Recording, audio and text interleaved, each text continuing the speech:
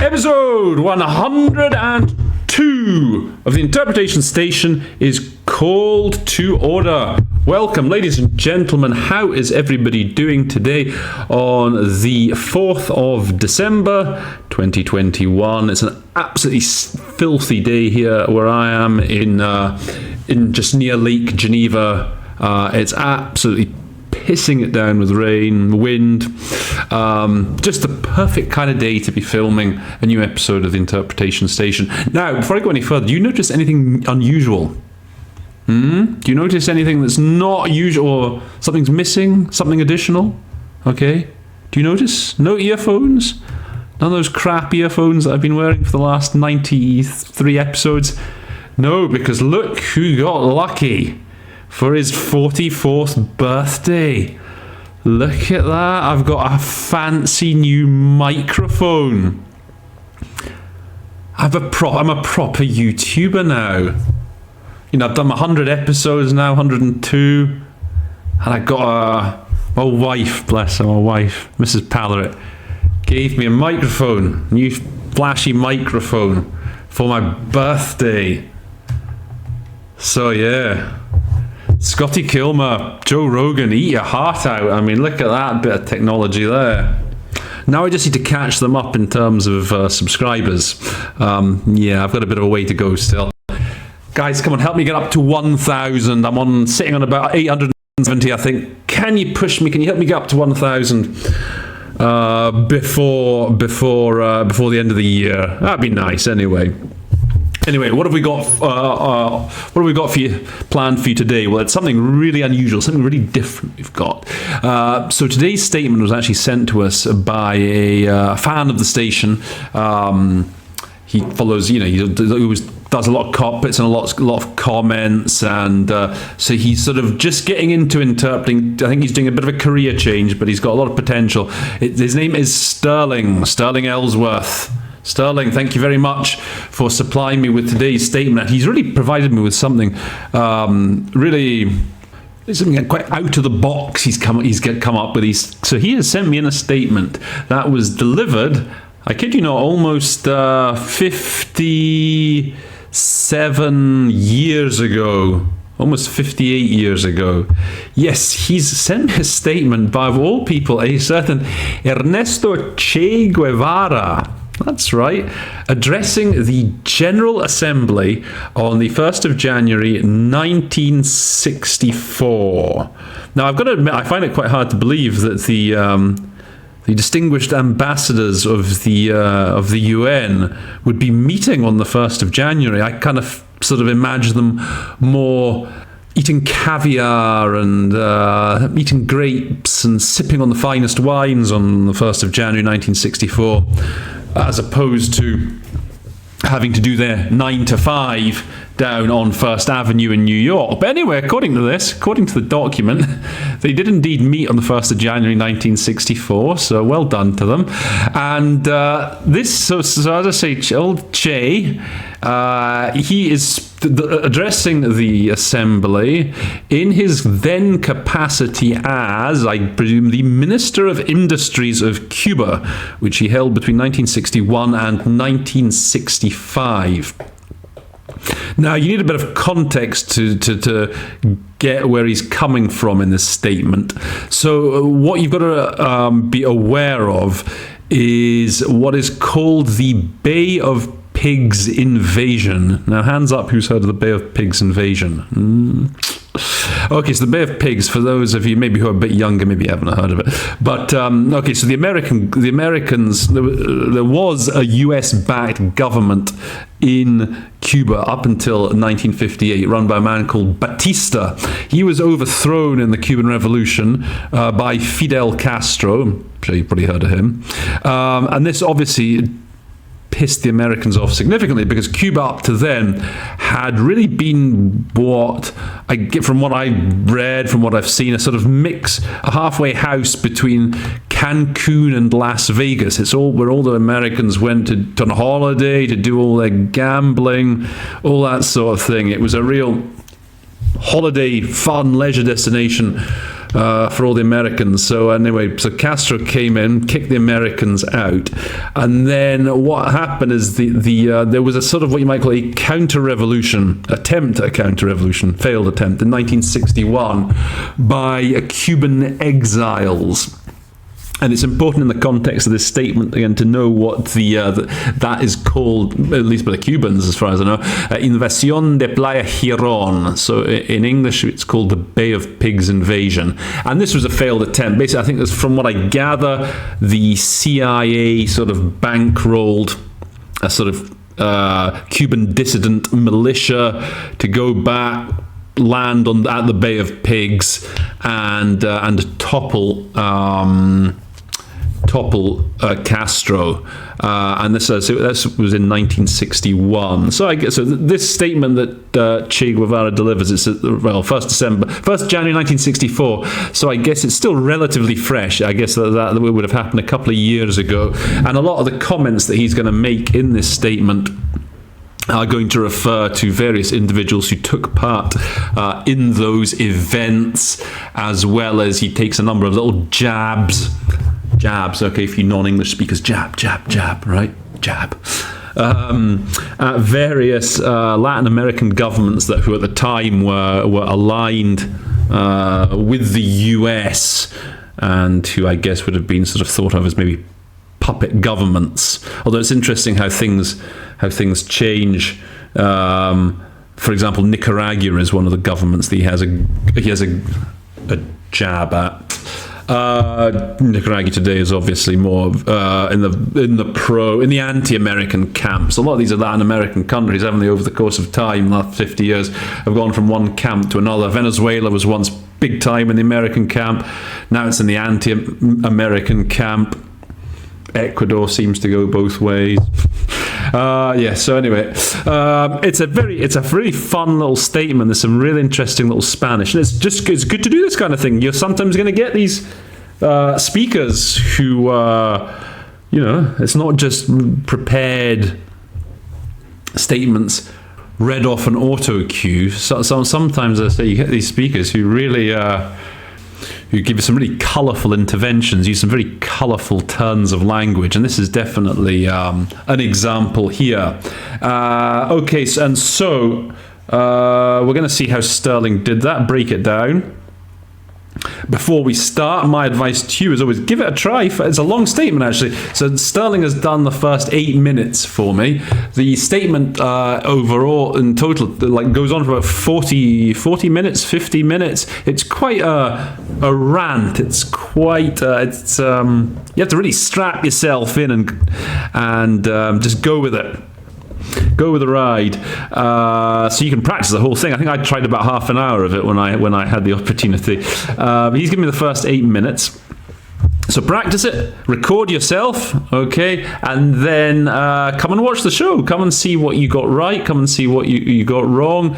See what suggestions I give you, and hopefully you can learn a couple more new tricks in the old conference interpreting game, okay? So I will, of course, leave the links down in the description box below. I'll leave the link to the audio. I'll leave you the link to the original text, so you can find them down there. And before we go any further, just remember to like, subscribe. Got to subscribe. Get me up to 1,000. Get me up to 1,000, right? And share with your pals. Always nice. And we'll get started with what Sterling has provided us. So let's get the academic part of the show underway then. And so the next voice you will hear is Sterling's. Mr. President, I apologize for having to occupy this rostrum for a second time. Okay, so just first thing that I would say here, so you can tell perhaps Sterling's a little bit inexperienced. It's a very good, overall, it's an excellent performance he gives. So some of these more straightforward bread and butter expressions he sometimes clutches at a bit, so you can tell he's not perhaps at this stage, working every day in conferences and doing with and sort of working on a regular basis. So this and this very much applies. Okay, so if you're new to the job, if you're new to the profession, these expressions like ocupar la tribuna, okay, after literally a few days of work, just regular work, that sort of expression will just trip off your tongue because you'll be saying it every time. But he's obviously caught a little bit by surprise, maybe, and he sort of says to occupy this rostrum. And so again, it's one of these cases you have to just sort of step away from the original Spanish and just think to yourself, what would you actually say actually in English? First thing I would say, by the way, is that for tribuna, whenever they're talking about tribuna, I always just call it the podium. I know you got the rostrum, the podium, the dais. I try not to let myself get distracted. I just call it the podium, okay? And really, you could just say here, apologies for having to take the floor again. That's probably what I would have said, to be honest. Keep it simple, to take the floor. It's just we have a different vision of that action, don't we? So the Spanish vision is like ocupar la tribuna. It's almost like you're spreading yourself on it, right? You're occupying the whole thing. We in English just say we take the floor. As I say, if you want to get that notion of the la tribuna in, I would suggest saying the podium, having to take the podium again. I guess that's what it essentially is there at the General Assembly. So yeah, that's just one of those little collocations that very quickly will just trip off your tongue. But and it's interesting. So in this statement, you'll see there are 2 or 3 other occasions when Che says something in Spanish, and the way that action is reflected in the original Spanish is just simply different from how we would capture the idea in English. That's one thing I find fascinating about languages. You will see later on what I mean. Just the different way the different sort of perspective that we have of a certain action. But as I say, we'll see a little bit later on what I mean. I do so making use of the right of reply, and although this is not our primary concern here, we could call this a counter-reply. Okay, so again, something similar. Well, again, this is if Sterling had been working sort of a couple of weeks at the UN, the expression hacer uso del derecho de réplica would start to come very naturally. It's not something you say very often in everyday English. So he says I want to make use of the right of reply. So at the UN, and I think at most international organizations, it's always about exercising the right of reply. That's again the sort of generally recognized collocation that we use. They always talk about doing something in exercise of right of reply, but it's not a mistake at all. It's just I'm just so used to always hearing that exercise right of reply that I always think, well, that's a little bit odd when I hear like making use of. But again, no big deal. And then he's already making funny little comments. Podría llamarse contrarréplica, so a counter right of reply. You would have to just come up with something on the spot again, wouldn't you, just to convey that same notion. So I think what Sterling said was perfectly decent.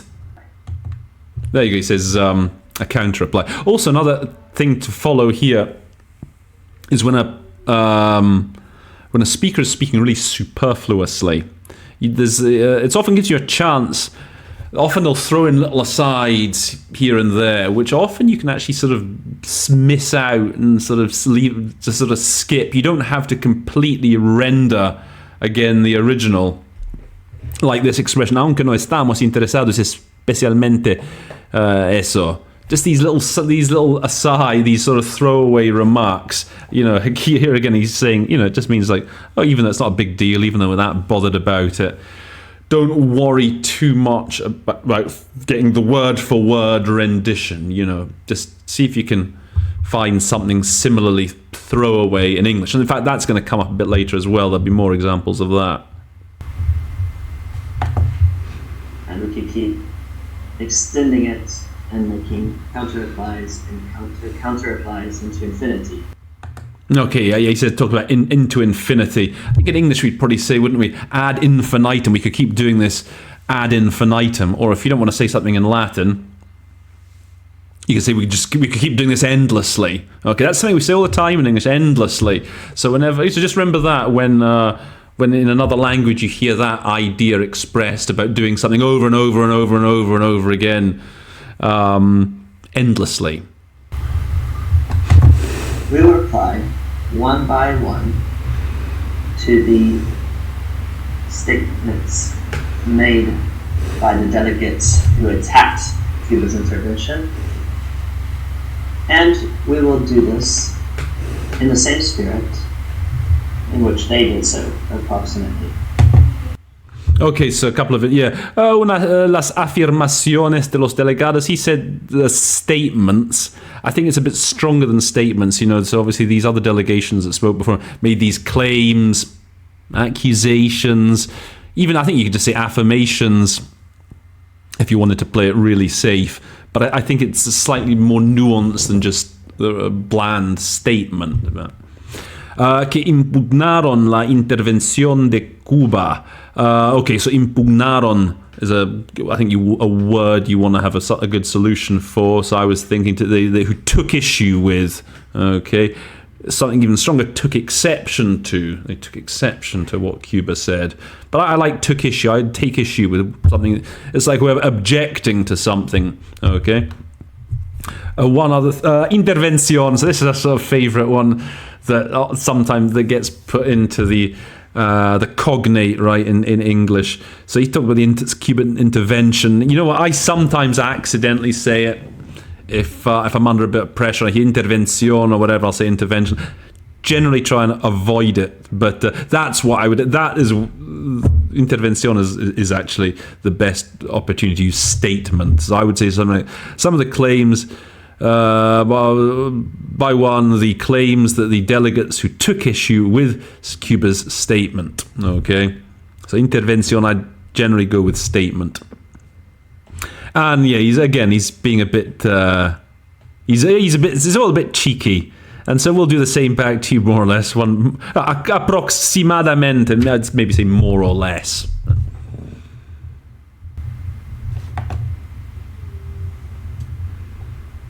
We can start by responding to the delegates of Costa Rica.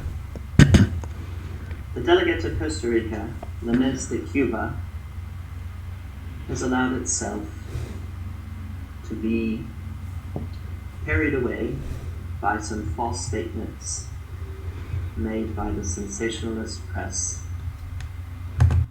Okay, well, let's just stop it there. So he says lamenta, because he says laments. I mean, it's okay. I would perhaps say regrets is a safer option to go with generally for lamentar, because he regrets that Cuba se haya dejado llevar. I think this maybe sort of got carried away. I would say there. Algunos infundios this is a good word, just generally to know. Because remember, nowadays, okay, so this was 58 years ago. But you know what? The Cuban delegations still use a lot of this similar vocabulary. The Cubans and the Venezuelans especially. I mean, I've said it loads of times. They're the most fun statements to do. Those two, they're always having a bit of a rant, and they're good fun to do. And it's typical sort of thing they talk about. Infundios de la prensa sensacionalista. Okay, so he says false statements, which is that's exactly what they are. I was thinking perhaps certain tall tales, we might say in English, aspersions. Other delegations casting aspersions on Cuba. That's a good little phrase I find to remember. Untruths, perhaps, for infundio. Something that's just not true. That's basically what it is. In the sensationalist press, maybe you could call it the tabloid press.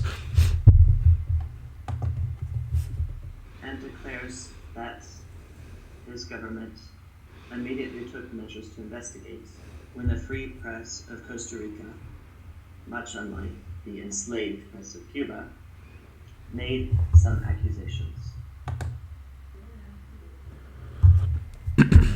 So he says for medidas de inspección, investigation measures, I've got a feeling that later on, I think inspección generally tends to just go into the cognate, right? Inspection.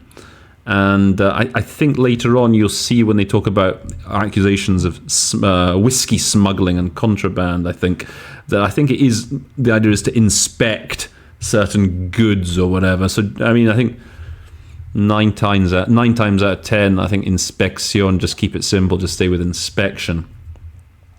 And there he's talking about the free press of Costa Rica and the enslaved press of Cuba. Hecho algunas denuncias. He says made certain accusations.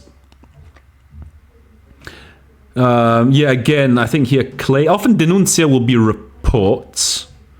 To report that something had happened. To report a crime, denunciar un crimen. It will often be a report. I think Sterling might be right here, getting the sort of connotation. I think this is like they made certain accusations, made certain claims, allegations. That was another one I was going to think of for afirmaciones earlier. When we talking about afirmaciones del delegado. So allegations, claims. Perhaps the delegate of Costa Rica is right. We cannot make a definitive statement based on reports that the imperialist press, especially the United States, has made on numerous occasions against the Cuban counter-revolutionaries. I think Sterling did that sentence very well. Hacer una afirmación absoluta.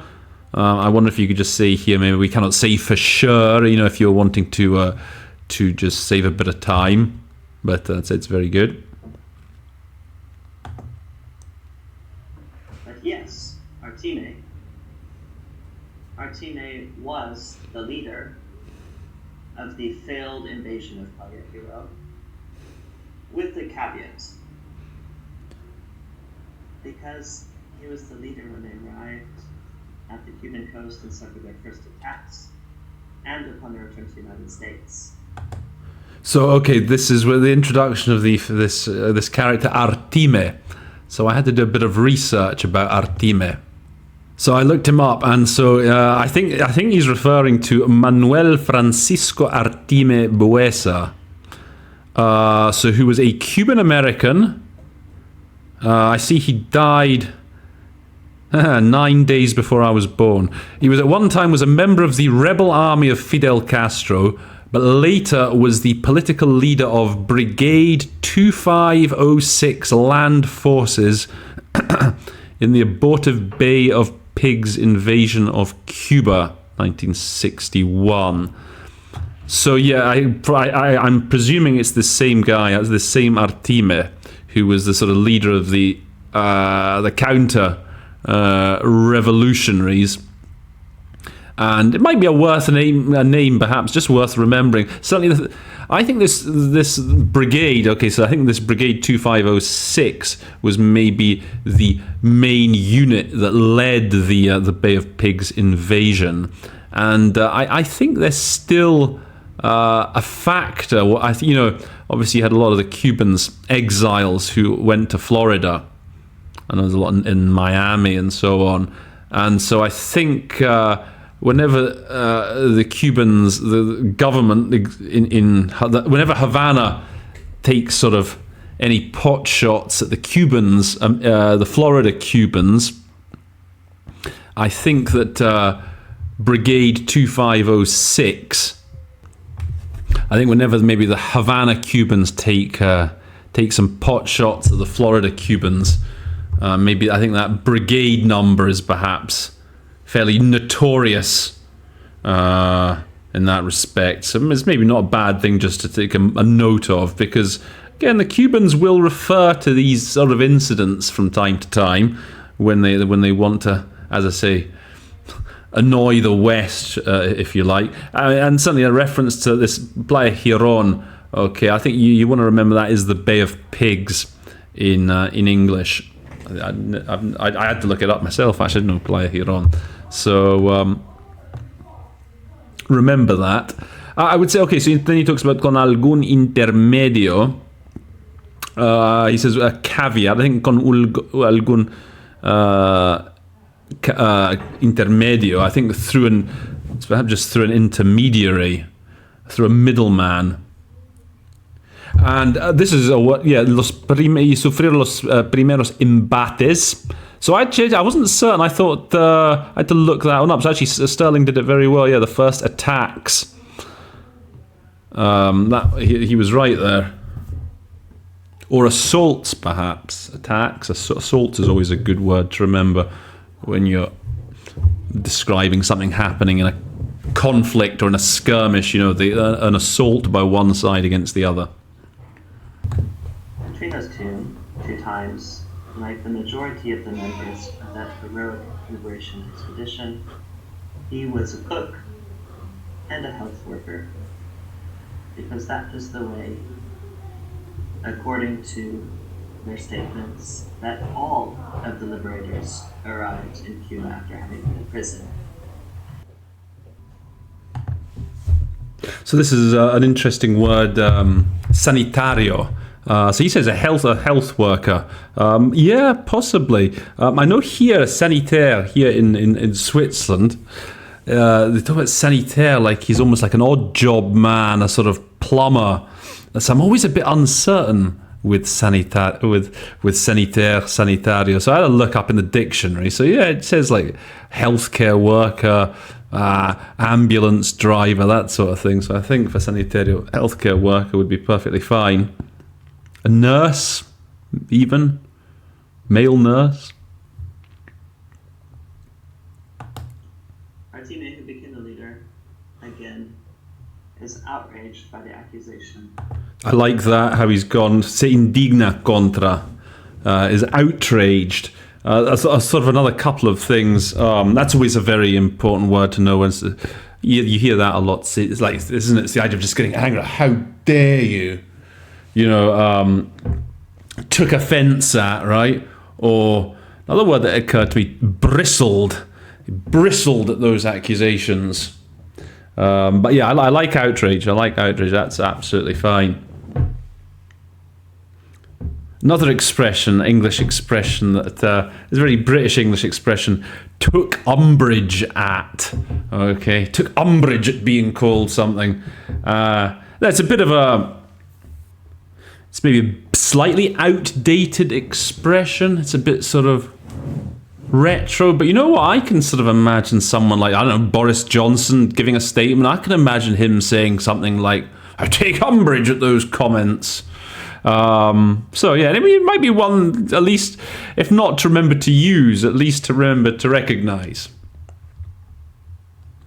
Of what? Of an accusation that they were smuggling whiskey, because in his bases in Nicaragua and Costa Rica, according to his declarations, there is no smuggling of whiskey. Okay, so yeah, this is a bit about whiskey smuggling. One little tip here, okay. Según afirma. Okay, so he says, so Sterling said, according to his declarations. It's a very long way to render what's quite a simple, almost throwaway thing. Según afirma. You could just say, so he says. Okay, so he says, 3 syllables. According to his declarations, 9 syllables. So again, if he was speaking really fast, again, this is one of those moments you just, in English, what would we say here? Just something really simple, just so he says. His preparation of revolutionaries to liberate Cuba. And these declarations were made to the news agency and were broadcast throughout the world. Yeah, y han recorrido el mundo. So he says they were broadcast around the world. I think you could just say that they traveled around the world, that's often that idea of recorrido, just to go, almost just to go places, to travel. So I think here these statements traveled the world, went all around the world simply. But again, broadcast, it's in the context, it's fine. This was announced several times in Costa Rica. Now, we were talking about denunciado a bit earlier, wasn't it? We were talking about había hecho algunas denuncias. Now, in this case, in Costa Rica se ha denunciado en repetidas veces. So he's talking about these claims of the smuggling. So I think here it's reported. Remember I was saying earlier about it's often used to report a crime or something. So I think in this context it means it was reported on a number of occasions in Costa Rica. Costa Rican compatriots informed us of the existence of these bases in the region of Tortugueros and the surrounding areas. And actually, and I was going to say, for another possible alternative also for denunciar, to flag up. I like flagging things up. This was flagged up on a number of occasions in Costa Rica. It's quite a sort of modern, trendy expression. I don't know it would have been used in English in Che's time, but anyway, there's an idea for you. Patriotas costarricenses. So he says compatriots. I think he should have just stuck with patriots. I think the idea is he's talking about people in Costa Rica who support, I guess, the Castro regime, the Cubans. So I think you just want to say with patriots, Costa Rican patriots. In la zona de Tortugueros y zonas aledañas. That's a place in Costa Rica. Yeah, that's with this.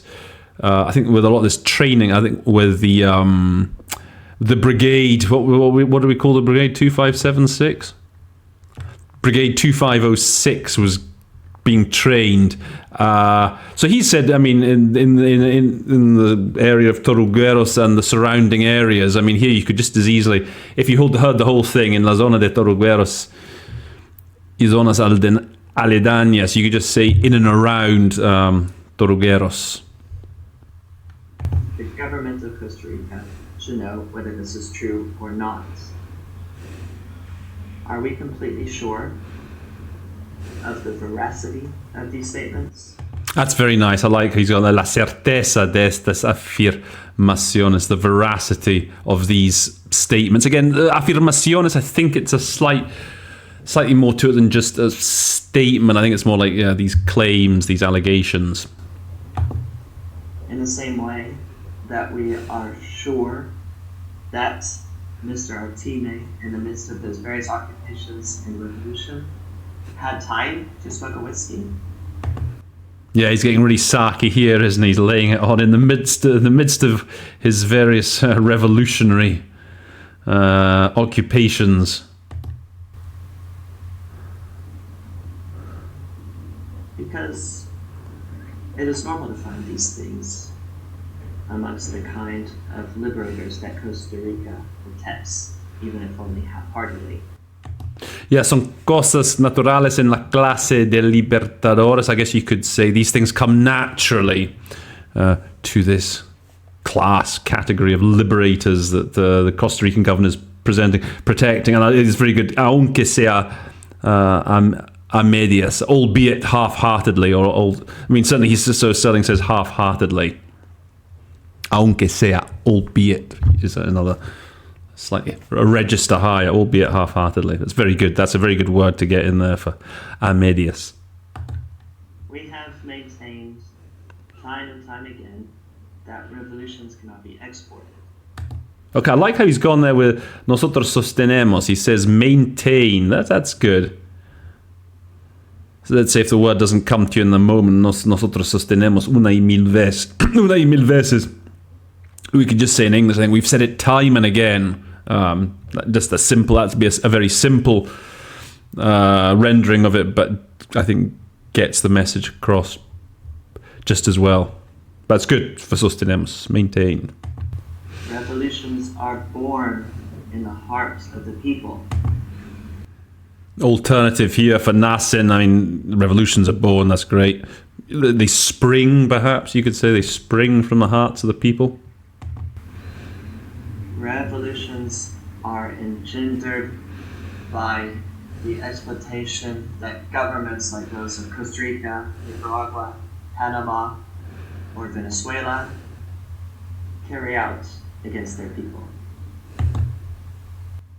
He's done well. What he's done well in this sentence, Sterling. If you look at the transcript, as I say, this is all very conversational. That style that Che's speaking in. And he says, las revoluciones las engendran las explotaciones que los gobiernos. So the revolutions. It's not the subject of this sentence. He's basically saying in English, the equivalent would be revolutions. They are triggered by the exploitations that governments inflict. Okay, so it's good that he's caught that sort of nuance that even though revolutions is the first word, maybe you'd think it was going to be the subject of the sentence, he's turned it around by inserting the word by. Okay, revolutions are triggered by the exploitations that governments, and then he lists all those countries, ejercen sobre sus pueblos. He says carried out against their peoples. Maybe an exploitation. What's a good collocation for an exploitation? That they inflict on their people. Now, governments can assist liberation movements. They can assist them, above all, morally. But in reality, revolutions cannot be exported. And again, I like, he's caught this sort of nuance again. Puede ayudarse o no a los gobiernos. So the government, it's the governments who are sort of the subject of this idea again. So governments can help these liberation movements out, or they may or they may not do so. So again, it's good in this conversational style that he's catching the nuances of who the subject is and who the object is. And especially with Spanish, I think that's, in this sort of extraneous style of delivery, that's an important thing to look out for, not to just assume that it's going to be, the subject's going to be the first noun that you hear in a sentence. So you have to look out, listen out for these things. It's similar in style again in English. If you were to say, he's talking, he's saying the revolutions that they inflict against their people. Now they can help them, or not. Governments can, these liberation movements. There's that sort of conversational style, as I say, where you have to just keep a close eye on who exactly the subject is. And we say this not as a justification before this assembly. We say this simply as the expression of a fact that has been scientifically proven for many years. And he's going very well now, Sterling. So this is very good. Un hecho científicamente conocido, a scientifically proven, scientifically known fact. That's very good. Thus, we would be wrong in trying to export revolutions. And again, this is nice. Mal haríamos in pretender exportar revoluciones. Again, we would be leery, perhaps, of trying to export revolutions. We'd be wary of it. So those sorts of words that are good as synonyms again. You could just say it would be unwise to try and export revolutions.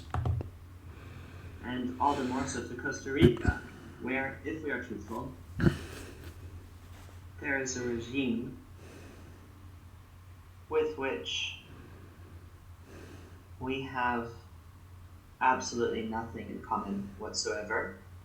Though that is the case, it is not one of those that is characterized in America by the direct and indiscriminate oppression of its people. And again, this is very nicely rendered by Sterling. I'm just curious. So notice how he says here this bit, con el cual, si bien nosotros no tenemos ninguna comunión de ningún tipo. So he's saying, okay, we have nothing in common with them. But notice how he drops the si bien. Now, I don't know if he did that deliberately or not. maybe he was uncertain which way the seat was going to go. Now, this is more a factor in French when you're not sometimes certain if it's going to be an if clause or a while clause. And if you're uncertain, then the best thing is just to wait and drop it and do as Sterling did. So he said, so he says, still less Costa Rica where, to be honest, there's a regime with which we have nothing in common at all.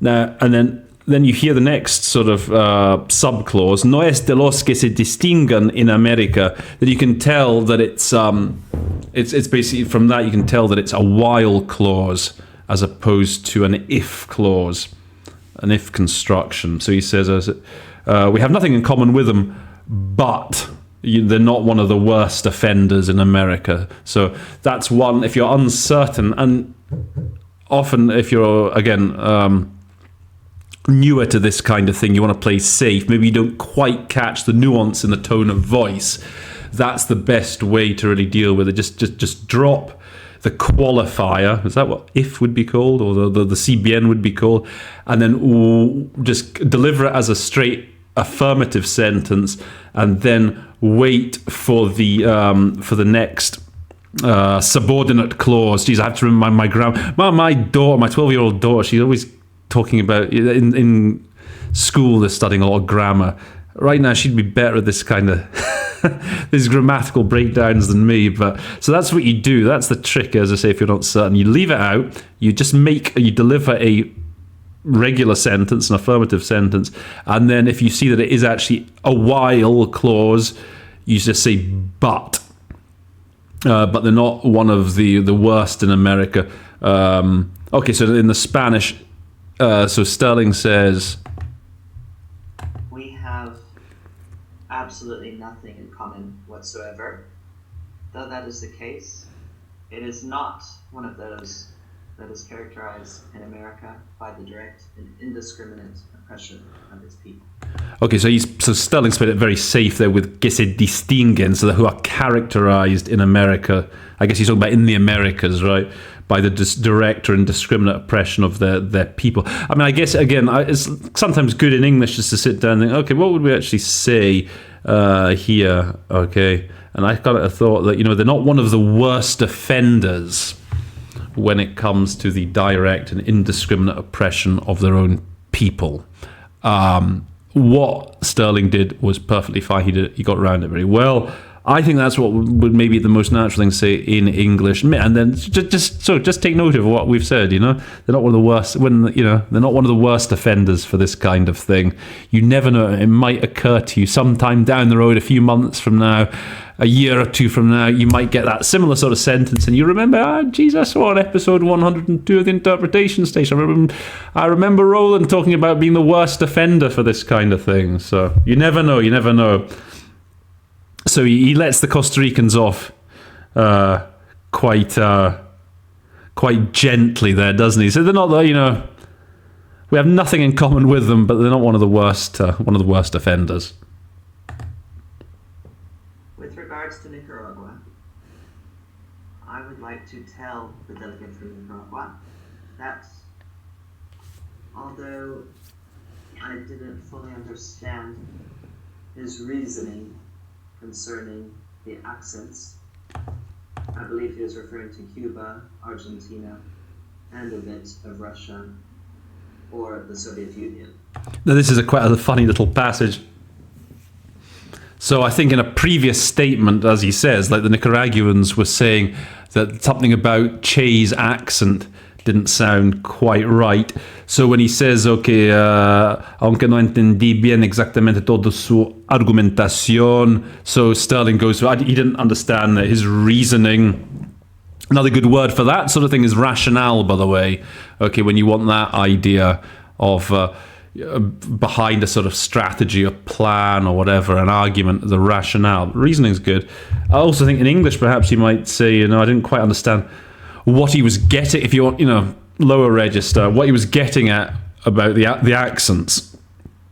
And then, okay, so he said that there was some Cuban, some Argentine, and also a bit of Russian accent in Che's original statement. Remember, this is Che's right of reply. In any case, I hope that the delegate of Nicaragua did not find any North American accent in my speech, because that indeed would be dangerous. One tiny thing, espero que el delegado. I tend to with this spero, I tend to say I trust. It's a slightly higher register than hope. I think it just sounds a little bit better. Okay, I would say I trust the delegate of Nicaragua. I didn't find anything North American accents in my speech. That speech is a funny word. It's one that we don't tend to use it that much, to be honest. You talk about speech at a wedding or a birthday party or whatever. But to be honest, when we talk about the General Assembly, the UN, it's all about, these are statements. I tend to just say there was no accent in my statement. That's just speech. Again, it's perfectly fine. It's just one of those little nuances. Like when I hear it, statement always works. Okay, if you have to choose between statement and speech, pretty much all speeches are I would say that pretty much all speeches can be seen as statements, but not all statements are perhaps speeches. Because if it's a very short statement, then that's not really a speech, is it? So I just tend to play safe and go with the word statement.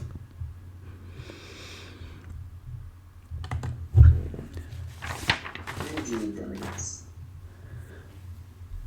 Perhaps in the accent that I used to speak, something of Argentina can be found.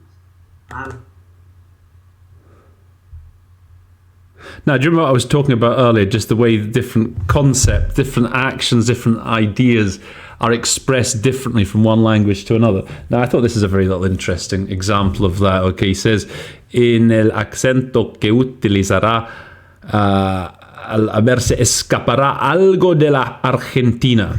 And I was thinking, okay, how do we say that in English? I mean, I know exactly what he's getting at. He's speaking his... he's representing Cuba, but there's a little bit of an Argentinian accent in what he's saying, because he is sort of Che was born and bred in Argentina. Okay, you know that? Well, that's and so I was thinking, what would we say in English? Because in Spanish, the idea is that it's almost like he was speaking and something blurted out in Argentinian. But I think what we would say in English is that maybe a bit of an Argentinian accent crept in, like a little ant creeping in, whereas in Spanish, the image is of him speaking, and then just blurting out something in an Argentinian accent. Again, just a little minor, frivolous little point, but I think it's just interesting how we tend to have this idea of the other accent creeping in. I think it sounds more natural for us in English to say. I was born in Argentina. It's not a secret to anyone. I am Cuban, and I'm also Argentinian. And if this is not offensive to the excellencies of Latin America, I feel just as much a part of Latin America of any country of Latin America as another.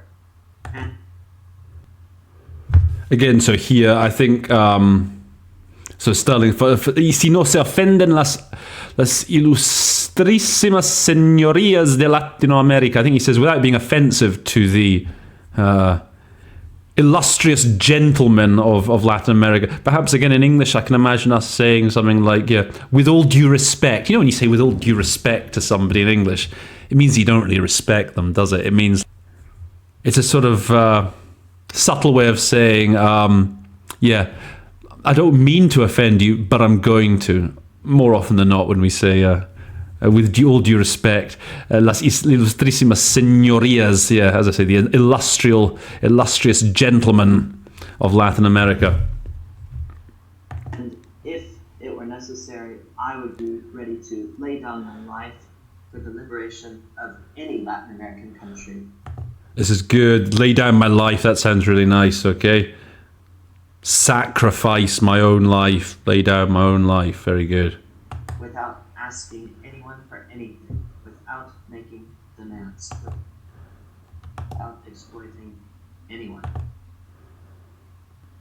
Another perhaps a little interesting expression in English that we might say, sin pedirle nada a nadie. sin exigir nada. I think we would say perhaps without asking anyone's by your leave. Okay, do you know that idiom? Okay, without so much as a by your leave, like with anyone's permission. So it's a good one to at least recognise. Okay, perhaps if you hear it in English, and for you English bees, for example, yeah, you hear that sort of phrase used. And this is the frame of mind of not only this temporary representative before this assembly, but also of the entire people of Cuba. Yeah, this is good. Esa disposición de ánimo. He says, so Sterling's gone with the frame of mind. That's the attitude, not just of this transitory representative before this assembly. The whole people of Cuba are similarly, I think we could say, minded, right? I think we say that in English. It's a bit lower register, but I mean, I think this statement certainly goes up and down in terms of register. And I think we could say maybe the whole Cuban people have okay, so he says a similar frame of mind, similarly minded. The entire people of Cuba shudders every time an injustice is committed, not only in America, but anywhere in the world. And we can... Yes, this is good. Shudder, for vibra cada vez que se comete una injusticia. They shudder, they quiver, they tremble. So, okay, those are good synonyms to know for that. Say here what we have said so many times before in the wonderful words of the poet Jose Marti, that any true man must feel in his own cheek a blow given to the cheek of any other man. And the entire people of Cuba feels this way. Delegates.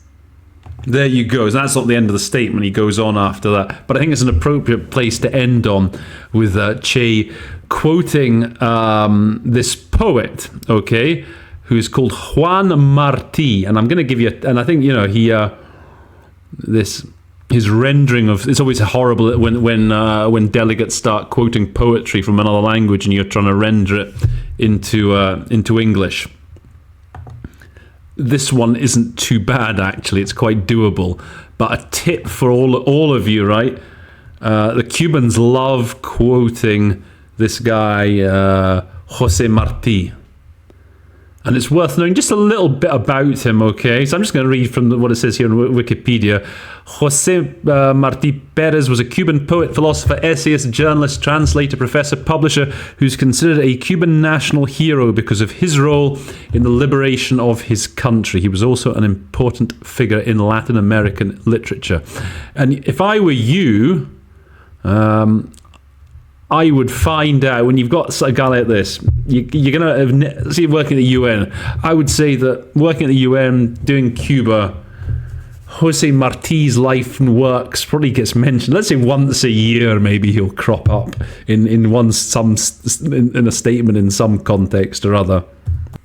So my advice to you is just to Google Jose Marti most famous quotes. I mean, I've got one right up here. I googled that, and it takes you Jose Marti famous quotes.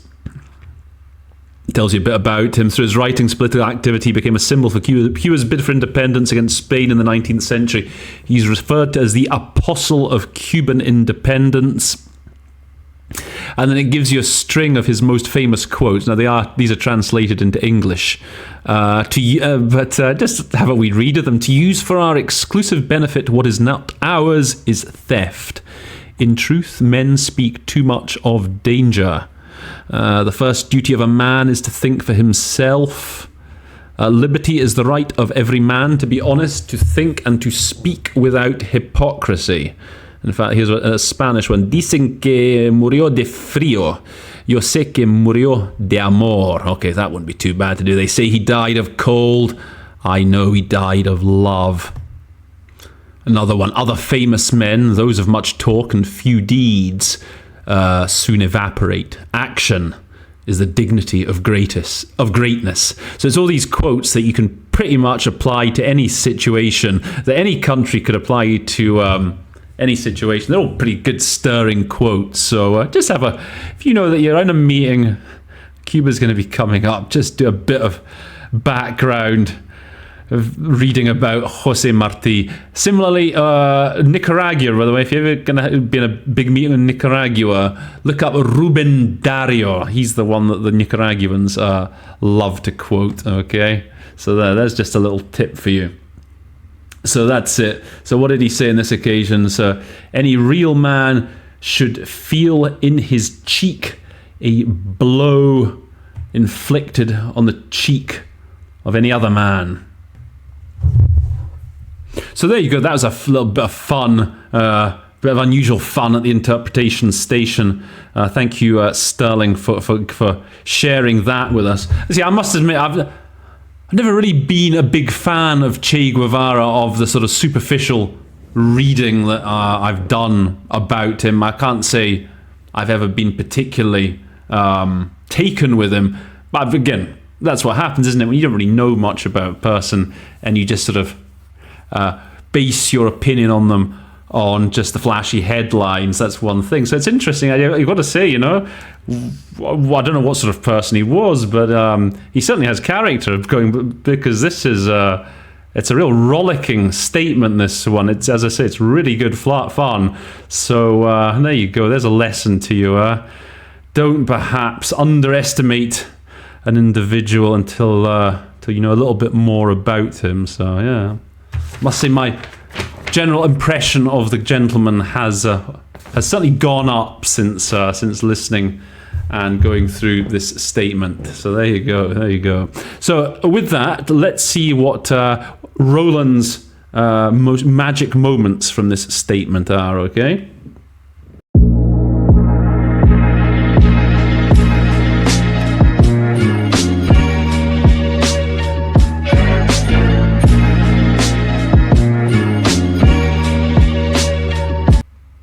So in third place, I think here this is just really for, as I say, you guys who I say earlier in your career, these little set expressions to remember. Okay, ocupar esta tribuna haciendo uso del derecho de réplica. Okay, so you want to take the podium. Remember podium. Podium's a very good word. All right. Don't worry about rostrums and daises. And to exercise the right of reply. If you can say those in a meeting, it just sort of conveys an air of competence with these sort of set expressions. I think it infuses the listener with a competence, or he knows that the listener thinks to himself, the interpreter really knows these sort of bread and butter expressions. So just make a point, get the rendering of those expressions down pat. Another important word, in many different contexts, argumentación for something. So Sterling in the text, he said the reasoning for doing something. The best word here really is rationale. The rationale for doing anything. They can be used in terms of why certain budget cuts are being made, for example. What's the rationale for doing that? What's the rationale for launching this, deploying this mission? Okay, it's a very good high register word. It's a bit better than the justification, the reasoning. Those are sometimes the words that are the ones that initially come out, for people who aren't, again, as experienced perhaps. So remember rationale. And Roland's magic moment of the day. Bit of a funny one, okay. So Roland's magic moment of the day, okay, se indigna contra la acusación. In fact, se indigna and together with infundios. And I highlight these as my Roland's moment of the day, just because the Cuban delegation and Venezuelan delegation, for example, will often use the same terms, the same terminology today that Che Guevara was using close to 60 years ago. They'll often, they'll rail against all these tall tales being told in the press, all these aspersions for infundios. these untruths. Smears. Oh, there's a word, right? Smear. These are smears in the press. That one's just come to me, huh? Okay. I'm just looking at the context. Okay, so he regrets that Cuba got carried away by certain smears in the sensationalist press. I'm quite pleased with that one.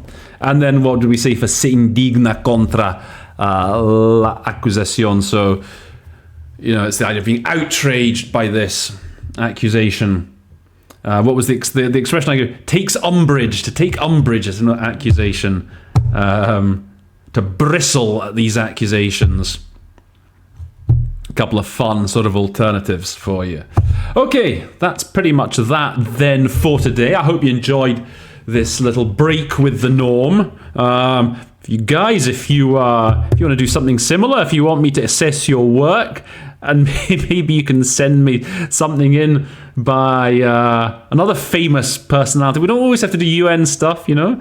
So if you can find an interesting statement by, I don't know, from French, Charles de Gaulle maybe, or from you Russianists, you could send me something by who was a famous Russian speaker. You could send me one of Boris. Here at the interpretation station, we accept all things. We'll just break it down, learn some new expressions, learn some new words, learn some new tricks. Well, with that, as I say, I hope you've enjoyed the episode, and if you have, please do press the like, smash the like button, subscribe and share with your friends. Just again, keep following me on the LinkedIn group. I'm doing my best to. I've been a bit slack the last week or so. I've been pretty busy, so keep following me there. As I say, there's something big is coming very soon. I just need to put the finishing touches. I've been saying this for a couple of weeks now. It's coming. Okay. Yeah, and nothing more to say. As usual, as I said before, the links to the statement, the original statement, and to the transcript, you'll find those down in the comments below, in the description box. Please do leave a comment. If you've got any better suggestions for vocabulary and whatever it may be, please do stick them in the comments here or on LinkedIn. And that's it. Guys, I hope you have a good rest of your weekend. All that remains to be said now is that episode 102 of the Interpretation Station stands adjourned.